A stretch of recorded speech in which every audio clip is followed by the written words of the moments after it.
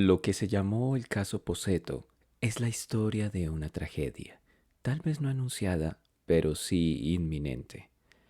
Era, por decirlo en otros términos, una bomba en espera de estallar. Hola, hola, bienvenidos y bienvenidas a Barra Criminológica. Gracias por estar aquí. Este episodio es muy especial porque está hecho gracias a ustedes. Me explico. Hace unos días, en mis redes sociales, les invité a que me dejaran sus preguntas, sus dudas o comentarios sobre el caso Poseto. Y bueno, la respuesta fue muy generosa y ello dio pie a este contenido. Así que, de nuevo, muchas gracias. Ahora, si les parece, entremos en materia. Pozzetto significa pozo pequeño en italiano y es el nombre de un restaurante. Sí, todavía existe. Pero en los recuerdos de las personas y en las leyendas que recorren la ciudad de Bogotá, ese nombre es la síntesis de la acción de alguien, Campo Elías Delgado Morales, quien en diciembre de 1986, armado con un cuchillo y un revólver, le quitó la vida a 28 personas en 3 lugares diferentes: el edificio en donde vivía, el apartamento de una vecina y el restaurante del que ya hice mención.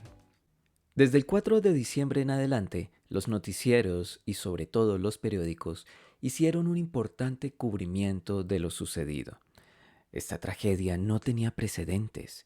Era tan atípica, tan extraña y tan ajena a la criminalidad de Colombia en los ochentas que la noticia, mientras se iba construyendo, dio lugar a imaginarios y especulaciones.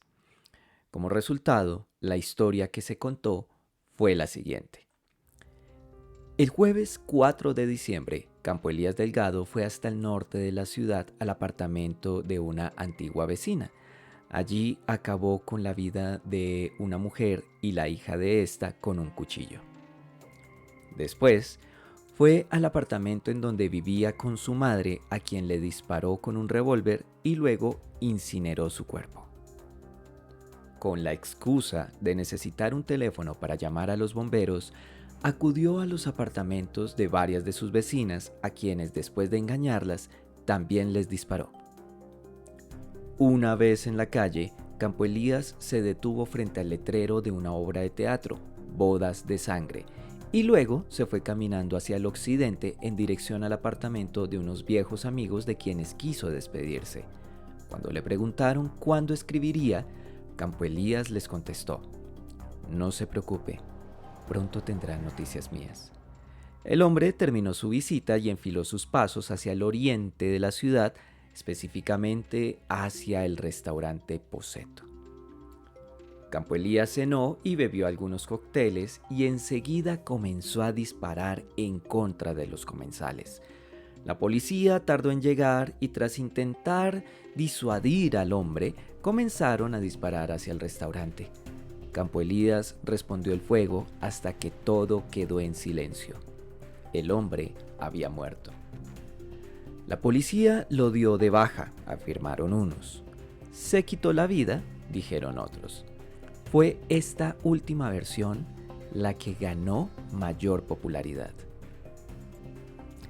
Quiero insistir en que esta que acabo de indicar fue la versión que se dio a conocer y que muchos tienen en su cabeza.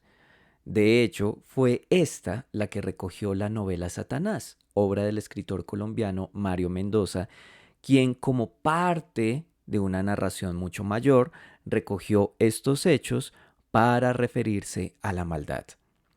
El éxito de la obra fue tal que muchos tomaron este relato como fiel reflejo de la realidad de lo sucedido. Pero también, y en honor a la verdad, las autoridades judiciales de la época no hicieron mucho para aclarar lo que se estaba diciendo.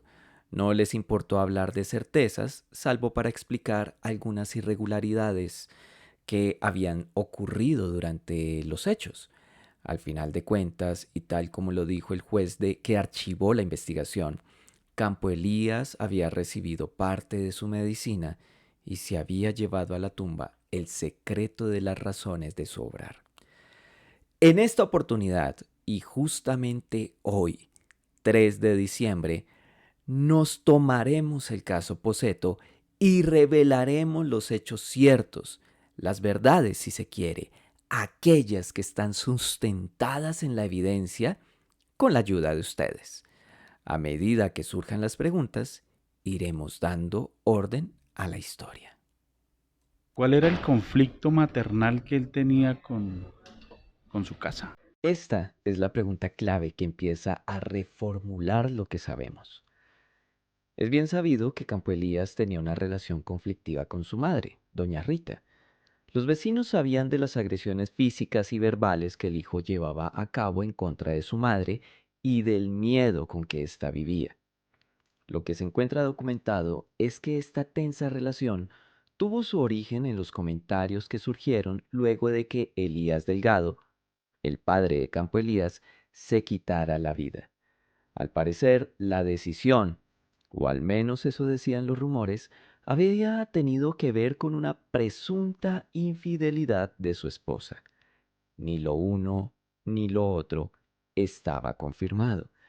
Pero eso fue lo que llegó a los oídos y a la cabeza de un joven Campo Elías, un adolescente que crecería, se expondría a la guerra y terminaría viviendo a sus 52 años solo con su madre en un apartamento del sector de Chapinero en Bogotá. Fue justamente allí que en un 3 de diciembre de 1986, justo un día como hoy, hace 37 años, que todo empezó y que las trampillas se abrieron y el averno se desató. Ese miércoles 3 de diciembre, Campo Elías llegó a su casa y tuvo un enfrentamiento con su madre. Vecinos escucharon los gritos de la anciana y una ventana romperse. Después de eso, nadie volvió a ver a doña Rita, salvo el viernes siguiente, cuando los periódicos publicaron la foto de su cadáver. Lo que reveló la necropsia es que, pese a que el cuerpo estaba quemado, de lo cual hablaremos más adelante, la mujer presentaba un trauma cranoencefálico, uno que a sus 72 años ponía en riesgo su vida, además de 4 profundas heridas hechas con un cuchillo, las cuales fueron la razón de su muerte por desangramiento. Si pensamos este incidente a la luz del conocimiento de hoy, podemos afirmar sin lugar a dudas que estamos ante un feminicidio, uno que estuvo precedido de una violencia crónica intrafamiliar. Teniendo en cuenta este suceso como el primero, todo lo que sucedió después tiene más sentido. ¿Qué desató la furia de Campo Elías para cometer el crimen de la Alhambra? El jueves 4 de diciembre por la tarde, Campo Elías llegó a un edificio de apartamentos ubicado en el sector de La Alhambra, al norte de Bogotá. Allí vivía una familia que había sido vecina de Campo Elías y de su madre. De hecho, Nora era cercana a doña Rita y no era extraño que la visitara en compañía de su hija Claudia. Campo Elías, dado su dominio del idioma inglés, se había convertido en el profesor de la joven. Esa tarde, madre e hija estaban solas y su ex vecino llegó sin avisar. Una vez dentro del apartamento, en contados segundos, Campo Elías sometió a la mujer y la ató con unas cuerdas para luego hacer lo mismo con la adolescente. Luego, las atacó con un cuchillo. Ambas murieron desangradas y atadas. Sin embargo, acá la evidencia nos revela una nueva faceta de Campo Elías. La posición de las prendas en la mujer sugería un intento de agresión sexual. En ambas, las numerosas heridas sugerían una descarga de ira, de frustración. Quisiera señalar que, contrario a lo que se ha dicho de manera morbosa, Campo Elías no destripó a la adolescente. Lo que sí ocurrió fue que le propinó casi 2 docenas de heridas con el cuchillo. La agresión y el trato dado a las víctimas nos habla de una urgencia primitiva y esencial, una que no pudo resolver y que lo frustró, dando como resultado una explosión de ira que llevó a que madre e hija sufrieran una muerte lenta y dolorosa. También nos indica que a Campo Elías no le importaba ser descubierto, pues de ninguna manera evitó o manipuló la escena de manera que no se le pudiera relacionar con lo sucedido. En su cabeza las decisiones ya estaban tomadas. Aquí, al igual que en el caso de doña Rita, no podemos desconocer un hecho cierto. Campo Elías cometió feminicidio, en este caso, un doble feminicidio. Luego de llevar a cabo este ataque, con total tranquilidad, el hombre tomó transporte hacia el sur de la ciudad. ¿Es cierto que Campo Elías fue a buscar a Mario Mendoza y que lo iba a matar? La respuesta a esa pregunta sería sí y no. Campo Elías sí fue a la Universidad Javeriana para buscar a Mario Mendoza, quien muchos años después se convertiría en una figura representativa de la escritura colombiana. Para ese momento, Mario y Campo Elías eran compañeros de estudio, intercambiaban libros, anécdotas, iban a almorzar y compartían sus deseos y sueños literarios. En mi opinión, fue por ese, digámoslo de esta manera, grado de cercanía, que Campo Elías fue a buscar a Mario solo para despedirse. Una acción que incluso llevó a cabo horas más tarde.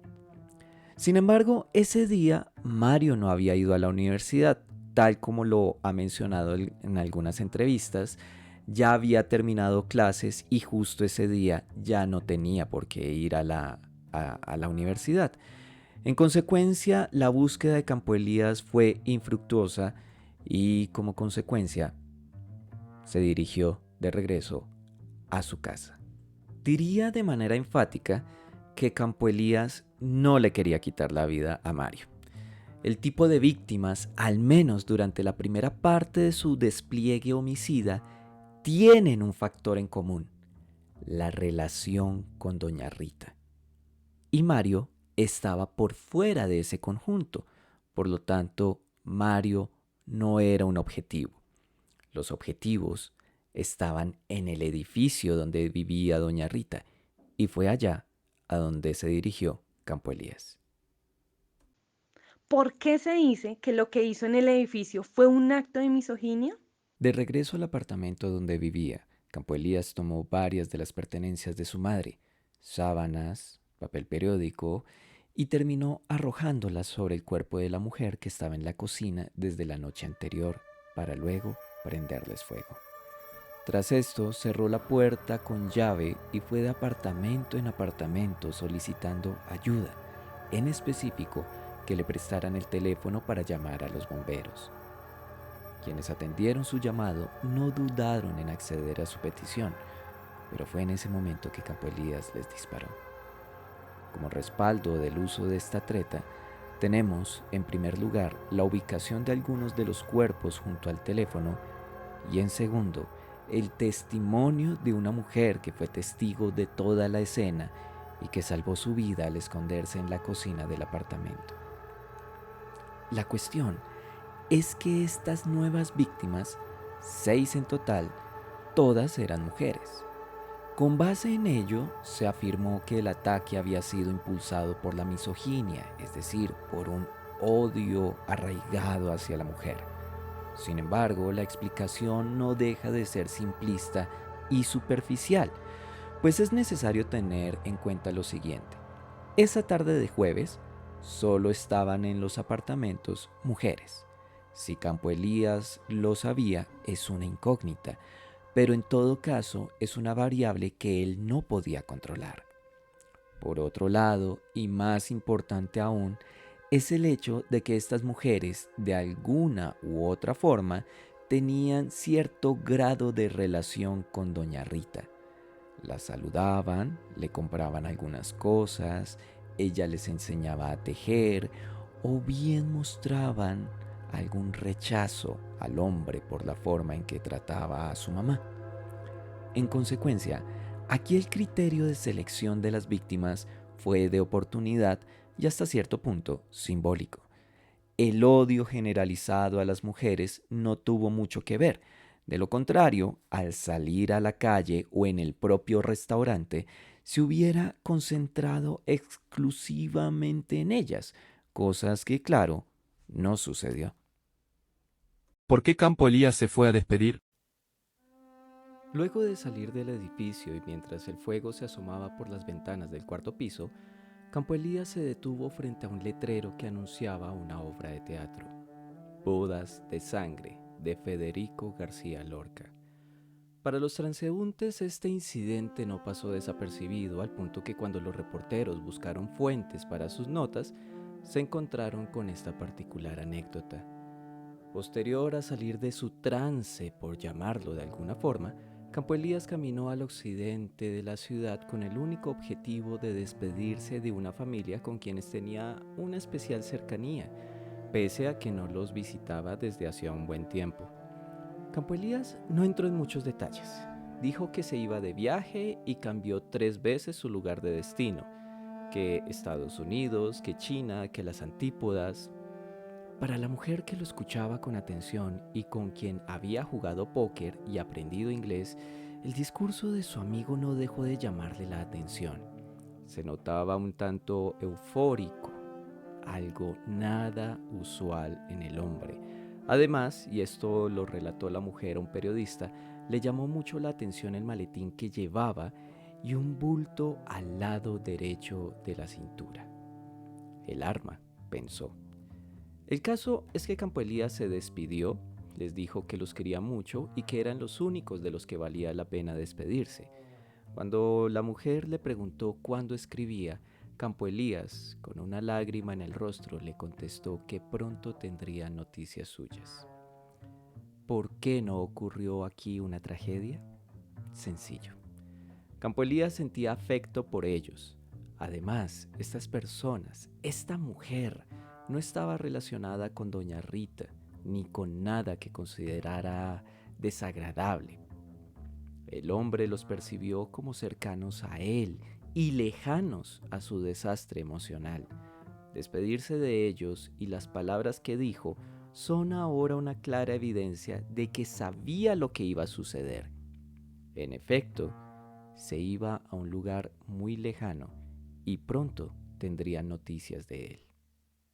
Campo Elías tenía 2 armas, por eso logró acabar con tantas vidas. Esa fue una versión que tomó mucha fuerza, sobre todo porque nadie se explicaba cómo un hombre había hecho tanto daño con tan solo un revólver cuya capacidad era para 6 cartuchos. Pero si me permiten, vamos a regresar un poco en la historia para llegar a este punto. Durante 13 años estuvo en el ejército norteamericano y como parte de ello tuvo un variado y especializado entrenamiento. Lo que se documentó fue que Campo Elías había estado en 2 ocasiones en Vietnam, en el 69 y en el 71.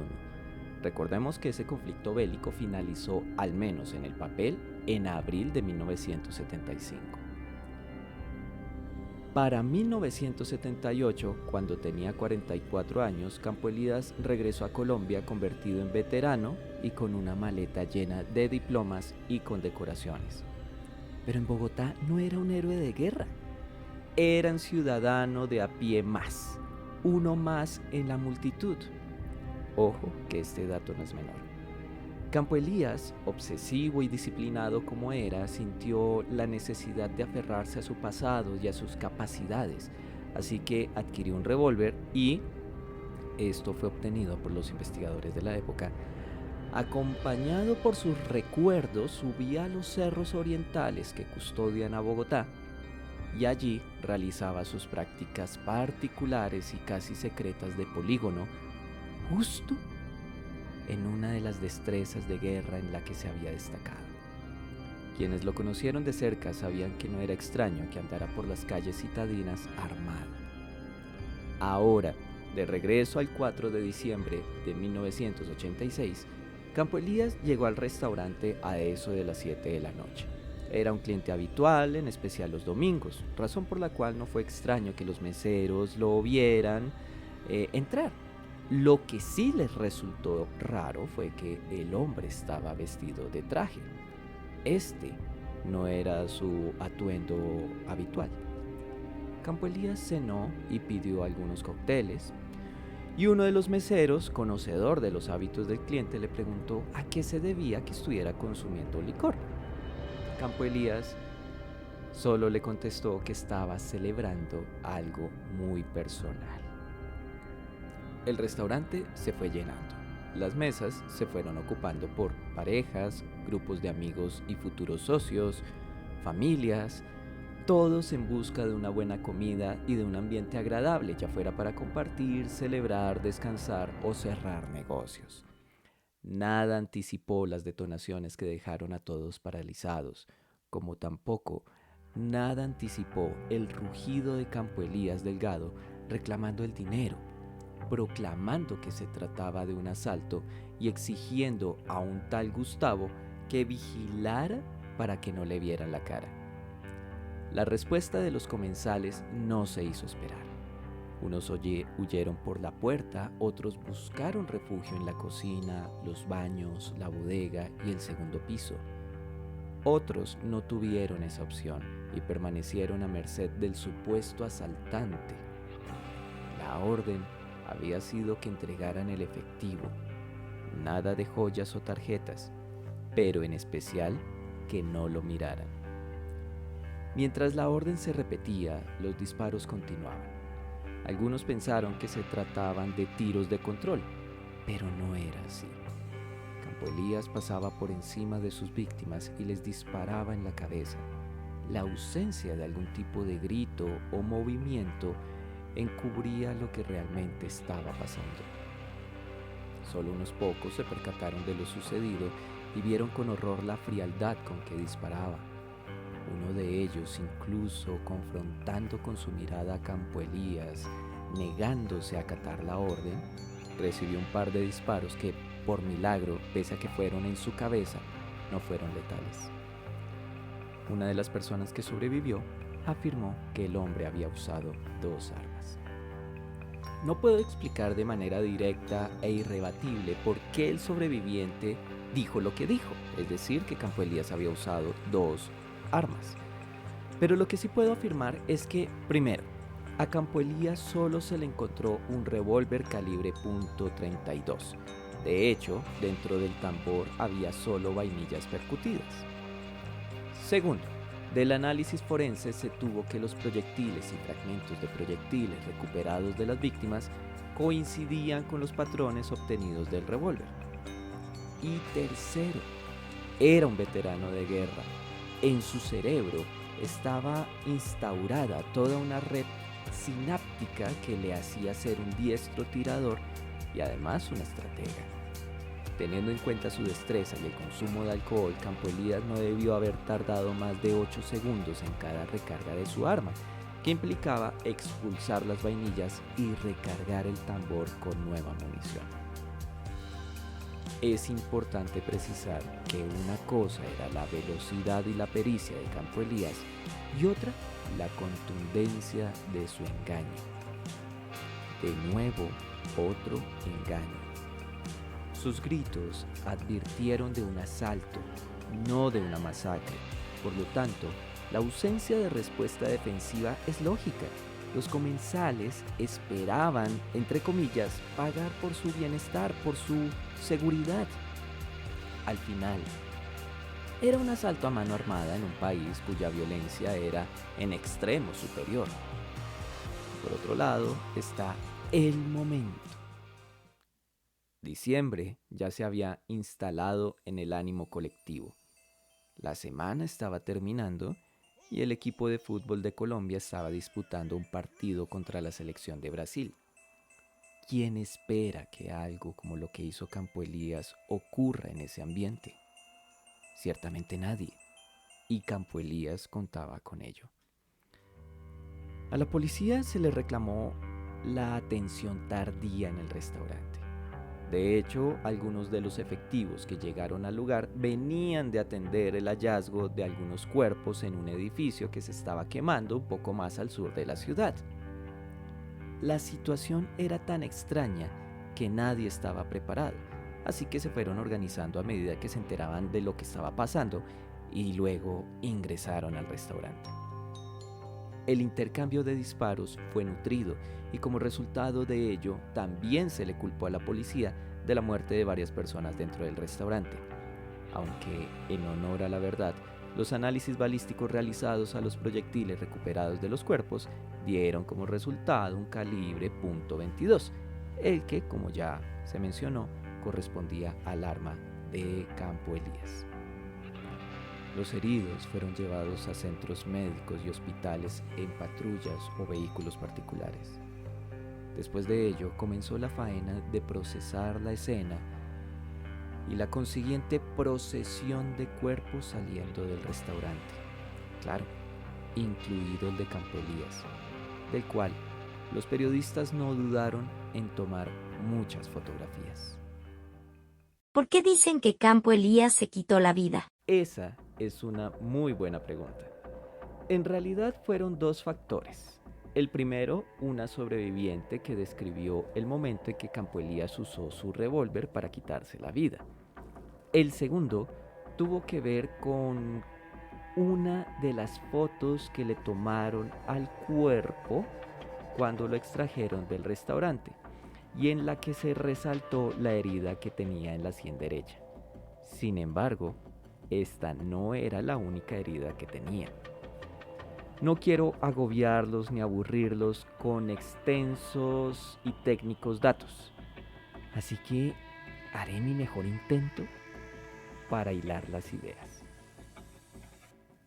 El procedimiento de necropsia arrojó 6 heridas por paso de proyectil de arma de fuego en el cuerpo de Campo Elías, 2 en el pecho y 4 en el cráneo. Las del pecho coincidían con el relato de uno de los policías que declaró haberle disparado con su revólver. De hecho, el médico forense recuperó un proyectil calibre 38 consistente con el tipo de calibre que usaba la policía. Las 4 heridas de la cabeza, en la sien, la ceja, el párpado y la región nasal derecha, guardaban una misma trayectoria. Iban de derecha a izquierda y de abajo hacia arriba. Todo esto significa con alta probabilidad la acción de un único tirador quien empleó un arma semiautomática o automática. En el suelo del restaurante, al lado izquierdo de la cabeza de Campo Elías, se encontró un proyectil calibre 9 milímetros, un calibre que sugería la acción de otra arma en la escena. Ahora, la trayectoria, junto con el apoyo de la fotografía del lugar en donde quedó el cuerpo de Campo Elías dentro del restaurante, nos ayuda a inferir que le dispararon mientras estaba en el suelo, agonizando por las heridas en el pecho. Todo esto se condensa y adquiere más sentido cuando tomamos la declaración de los miembros de la policía, en particular de uno que participó en el procedimiento y quien afirmó que hubo un agente de inteligencia de la policía, en específico del F2, que había entrado al restaurante y que había disparado una subametralladora, una MP5, que justamente usa munición calibre 9 milímetros. Por lo tanto, la evidencia física y resultados forenses señalan que la probabilidad de que el hombre se hubiera quitado la vida es muy baja, mientras que el escenario de que le hayan dado de baja en circunstancias un tanto discutibles es mucho más probable y acorde a la realidad. ¿Qué se podría decir del perfil psicológico de Campo Elías en relación al grado de psicopatía? Aquí es importante tener presente algo. La psicopatía, así como la depresión o un trastorno de ansiedad o del sueño, por decir algo, tienen unos criterios que son los que orientan la presencia o no de un diagnóstico en un individuo. Por más que parezca cometer una masacre o un acto violento extremo, no es un criterio de psicopatía, no lo es. Las razones para una acción de este tipo pueden ser muy variadas y en la mayoría de los casos carecen de un único factor determinante. Así que no quiero caer en el canto de sirena que resultaría decir que Campo Elías era un psicópata. Además, porque, visto con cuidado, carecemos de información que nos oriente a identificar algunos criterios diagnósticos. Y por otro lado, cierta información con la que se cuenta niega la presencia de algunos de los criterios diagnósticos. Es decir, no hay información suficiente para catalogarlo de esa forma. Además que nos faltaría lo esencial para ella, y es evaluarlo directamente a él. Lo que sí podríamos señalar es que Campo Elías era un individuo complejo, con serias carencias afectivas, que presentaba algunos comportamientos que bien podrían asociarse con un trastorno obsesivo compulsivo, que contaba con rasgos de personalidad paranoides y que presentaba algunas dificultades para la interacción con las personas. Algo que no quisiera dejar pasar es su experiencia de guerra o cuando menos en el ejército. Durante la época de los hechos se trató de explicar sus acciones desde su condición de veterano de guerra, sugiriendo incluso la posibilidad de que sus ataques hubieran estado condicionados por una especie de alucinación bélica. Aunque esto podría ser posible, no encuentra suficiente asidero. Lo que podríamos decir, y con mayor grado de sensatez y cerrándole la puerta a la atractiva especulación, es que esas experiencias y entrenamiento en el ejército le brindaron herramientas para hacer lo que hizo de una forma efectiva, como lo fue controlar a sus víctimas tanto física como psicológicamente, e incluso la contundencia de las heridas que le ocasionó a sus víctimas. En lo personal estimo, a falta de más y mejor información de la existente, que esto es lo que más podríamos afirmar, sobre todo porque ya pasaron 37 años. Dicho lo anterior, Campo Elías sigue siendo una especie de enigma entre signos de interrogación.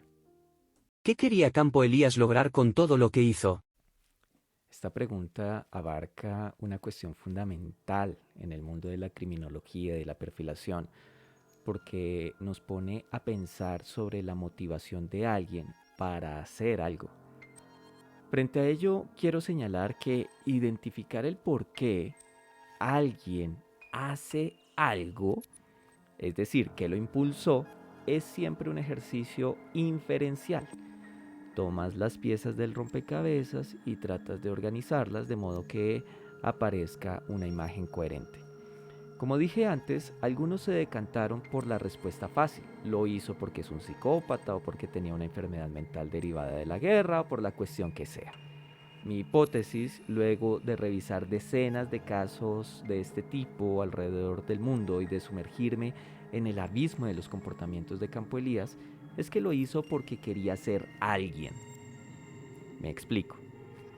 Se trataba de un hombre maduro, con carencias afectivas y cuestiones no resueltas con su familia, que vivía con su madre, que algunos meses atrás había dejado de percibir su pensión de veterano. Era un héroe de guerra de un país lejano en unas tierras donde sus logros no significaban nada más allá que una anécdota de bar o de partida de póker. Al quitarle la vida a su madre, cruzó esa línea con la que seguramente jugueteó en su mente. De ahí en adelante tenía sentido el buscar la liberación absoluta. Liberarse de, abro comillas, esa señora, como le decía a su madre. Liberarse de lo que la rodeaba, es decir, esas señoras, sus vecinas. Y luego, más extremo aún, liberarse de aquello que lo disgustaba. El desorden, las apariencias, la frivolidad y de paso, convertirse en otro, dejar una huella, ser recordado. Campo Elías destruyó su pasado para reconstruirse y ser alguien nuevo. El ser alguien, dejar un mensaje, establecer un punto, es una narrativa que se ha identificado en varios de los asesinos en masa alrededor del mundo, que en mi concepto es la categoría primordial a la que pertenece Campo Elías por las características de sus acciones. Esa fue la razón de todo lo que hizo, que aunque resulta simple al decirlo, enmarca una complejidad inmensa que apenas podemos arañar. Esta idea de matar para ser alguien más no es tan extraña. Después de todo, hoy en día las redes sociales y la presión social de ser alguien terminan siendo un catalizador para que algunos conciban ideas de grandeza y reconocimiento que son materializadas a través del crimen y de la tragedia, aun si no viven para ver el resultado de lo que hicieron. De hecho, y con esto cierro, la existencia de este podcast sobre el caso, el que haya youtubers que le dedicaron tiempo a describir lo que sucedió, el que esté presente una cierta fascinación con el caso, no es otra cosa que el deseo cumplido de Campo Elías, pues al final de cuentas lo recordamos por el último capítulo de su vida, mas no por el libro entero. Este caso tiene muchas aristas, algunas curiosas, otras dramáticas que le brindan relieve a la historia. Sin embargo, creo que con lo expuesto he cumplido con mi deber con ustedes y con el propósito de explicar desde la evidencia y el análisis científico de la conducta criminal lo que sucedió en el caso Pocetto y llevar a ustedes verdades que considero importantes para comprender y opinar sobre hechos ciertos.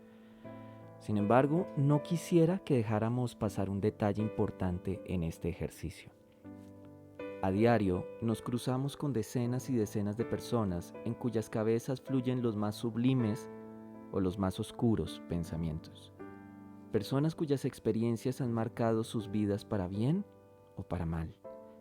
Mirar el insondable y todavía enigmático abismo de Campo Elías es una invitación a mirar, explorar y reconocer el nuestro. Hemos llegado al final de esta barra criminológica y te agradezco que hayas hecho parte de este episodio. Fueron muchas las preguntas que me enviaron, algunas no alcanzan a ser contestadas por este medio y otras más tuve que condensarlas dentro de una que otra para dar lugar a una mayor explicación. Su aporte fue tan importante que quiero dar un agradecimiento público a John, Diego, Paola, Alfredo, Jennifer, Andrea, Diana, Carlos, Natalia, Laura, Alex, Daniel, María, Carolina, Ángela, Juan, Claudia, Ángel, David, Héctor, César, Camilo, Andrés, Liliana, Darío, Francisco, Marcela, Adriana, Marta, Paola, Wilson y los demás que me pidieron no mencionarlos. Muchas gracias por hacer posible este episodio. Como siempre te invito a dejar tus opiniones, a compartir este contenido y si quieres ser un fiel escucha de esta barra, no olvides suscribirte. En realidad tu apoyo es fundamental para continuar con esta labor. Mientras nos volvemos a encontrar, mis mejores deseos van para ti y los tuyos. Chao.